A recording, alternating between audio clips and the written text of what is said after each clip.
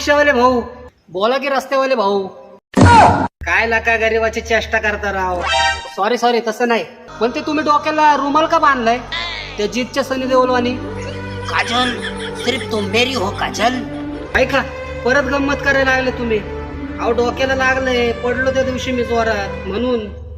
Sorry ते extremely sorry भाऊ. बोला ना. अवले दिवस झाले घरी रिकाम टेकडात बसलोय, काम धंदा काहीच भेट नाही हो. रिक्षा बघा ना असेल तर शिफ्टनी द्या ना, तुमच्या ओळखीची असेल तर. अरे लेका, कुठं रिक्षाच्या नादी लागलाय शिफ्टनी घ्यायच्या? इकडे रस्त्याला धंदा आहे का रिक्षावाल्यांना? कॅब चालू आहे, बाईक टॅक्सी चालू आहे, बस चालू आहे, मेट्रो चालू आहे. त्यापेक्षा आपलं काम धंद्याला जा, 20-22 हजार पगार भेटल. एकतर तू 300 रुपये शिफ्ट देणार, 300चा गॅस टाकणार, 1000 रुपये तुला घरी न्यायचेत. मग तुला 1600 रुपये धंदा करायला लागणार, आणि 1600 धंदा करायला 12 तास तुला घासायला लागणार रस्त्यावर.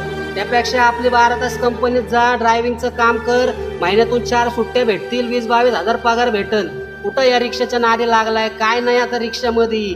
संपला भाऊ रिक्षावाला. हे बघ भाऊ, तुला जर रिक्षा द्यायची नसेल तर नको देऊ, पण फुकटचे सल्ले पण नको देऊ, हा कळलं का?